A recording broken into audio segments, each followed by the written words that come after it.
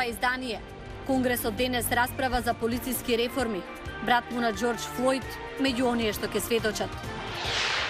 Светската здравствена организација ја повлече изјавата дека лицата без симптоми ретко го пренесуваат коронавирусот. Фотографијата на Трамп со Библијата се уште предизвикува реакции. Ке се одразили врз изборите во ноември. Во продолжение. Останете со нас. Поздрав од Вашингтон. Ова е Ньюсфлеш на гласот на Америка на македонскиот пред Белата куќа. Јас сум Милена Ѓоргиевска. За почеток, најновите вести од САД. Членовите на Американскиот конгрес ги разгледуваат предвозите за национална полициска реформа, додека локални и државни представници најавуваат повеќе чекори за промена на финансирањето и овластувањето за употреба на сила во нивните полициски оддели. Комисијата за правосудство денеска го сослушува Филонис Флојд, братот на Џорџ Флојд, афроамериканецот чија смрт предизвика протести на национално ниво со барања за реформи. Демократите предложија реформи кои имаат за цел да ја прошират отчетноста и одговорноста на полицијата. И републиканците најавија свој пакет мерки. Светската здравствена организација вчера се обиде да појасни информација од претходниот ден за која вели дека била недоразбирање. Се работи за изјавата во врска со асимптоматичното пренесување на COVID-19. Си уште немаме одговор на тоа прашање, е најновата изјава од СЗО. Оттаму сега вела дека и оние со симптоми и оние без се дел од циклусот на трансмисија.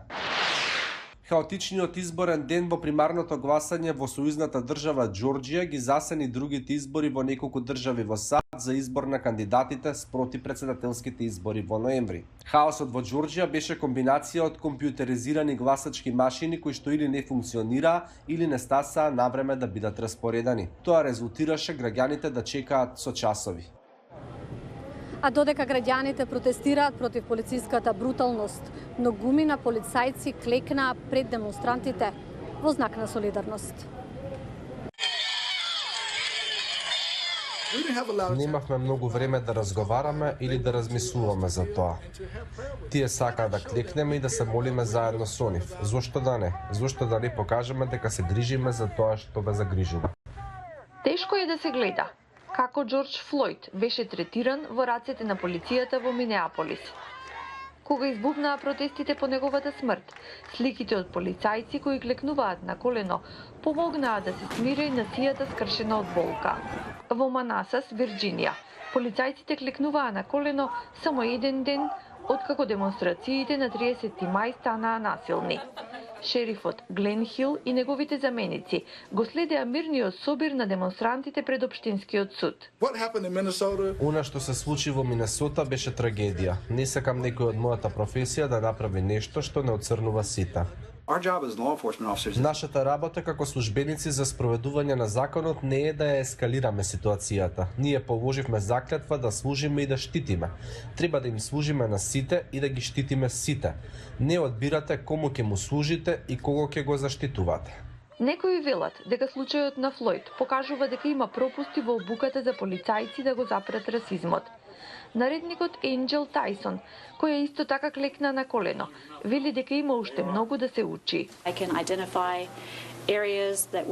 Има области во кои можеме да се подобриме. Подготвена сум да слушам. Сакам да направам се од моја страна што е потребно да ве поддржам да ги остварите вашите права.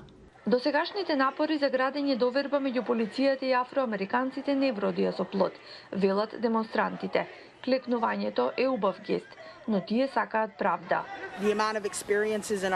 Многу пати во нашата заедница сме искусиле раст на дискриминација во рамките на спроведувањето на законот. Некои се испитувани само затоа што изгледаат сомнително. Нема законска основа за тоа. А кога ќе ве запрат, бараат причина да ви напишат казна или да ве стават в затвор. Протестите и пандемијата не одат добро заедно. Сепак овие активисти велат дека се подготвени да го ризикуваат и своето здравје, само смртта на Флојд да не биде залудна. Нешто треба да се промени. Некој треба да ја направи таа промена.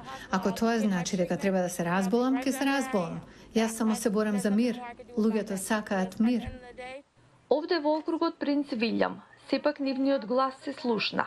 Окружниот одбор формираше нова комисија за културна разноликост, за да ги испитува расните односи. Шерифот Хил вели дека тоа ќе донесе резултат.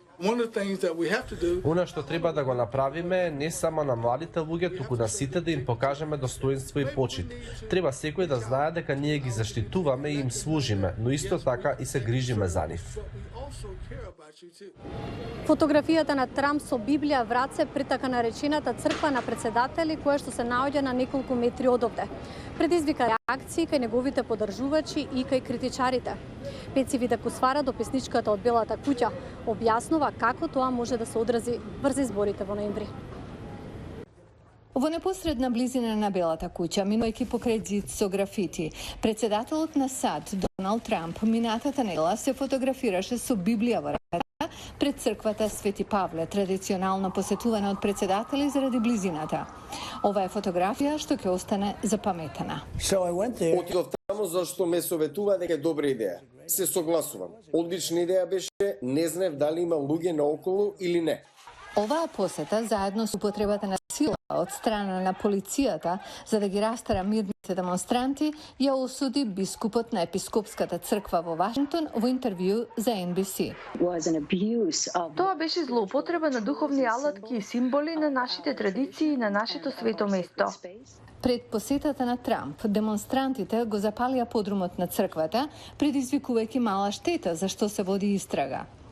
Евангелистите пак, кои се цврста база на поддржувачи на Трамп, не гледаат ништо лошо во потегот на председателот.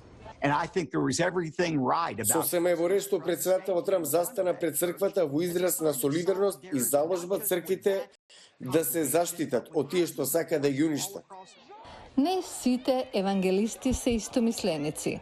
Еден од поддржувачите на Трамп, Пет Робертсон, јавно се огласи со изјава дека ова е момент за сочувство, а не за закани со армиска сила. Но дури и во пандемија и социјални немири, рейтингот на председателот има незабележителен пад.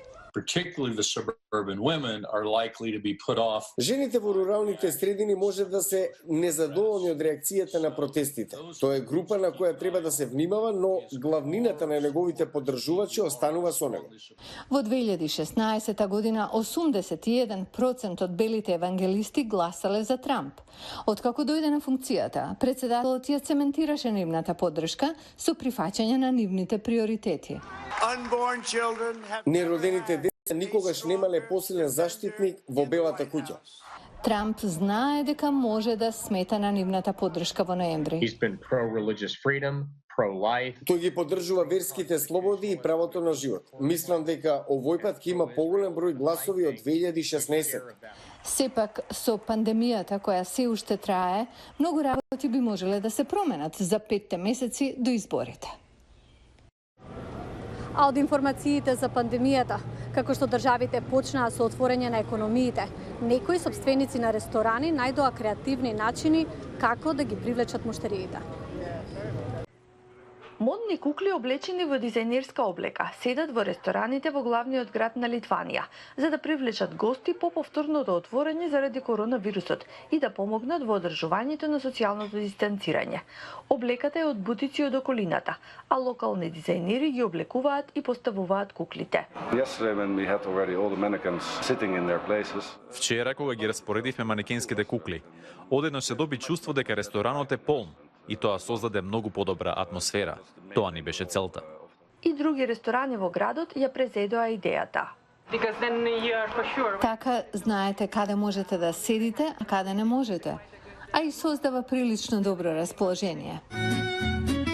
Овој концепт за пополнување на места во рестораните е присутен и на други места во светот. Во САД, во познатиот Ан во Мал Вашингтон, во државата Вирџинија, кукли облечени во облека од 1940-тите исто така помагаат да се одржува социјалното дистанцирање во ресторанот. Благодарам што не гледавте, пријатно до утре.